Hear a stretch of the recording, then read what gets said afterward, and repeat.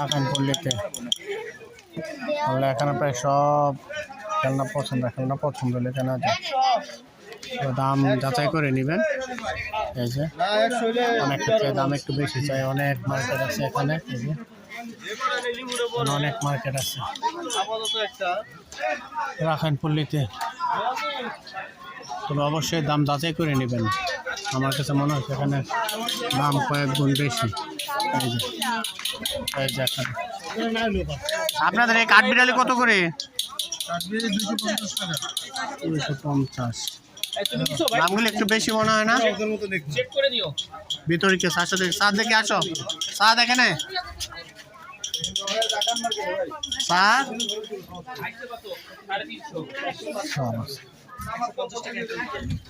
চলো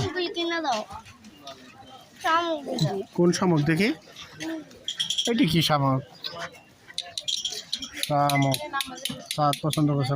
এটা কত করে? এই যে 350 টাকা রাখা যাবে স্যার। এটার দাম 350। সুতরাং দাম যাচাই করে নিতে হবে। দেখি আসো ওখানে দেখি। ও কোন শামুক দেখি? ওই শামুকের নাম লেখা না। নাম লেখাইয়া দেওয়া যাবে আপনি কত করে শামুক দাম লিখে নিলে নাম? 250 টাকার উপর এরকম লেখাই। এরকম ছোটগুলি এইগুলি না না আর বড়? আসো তো ওখানে দেখিস।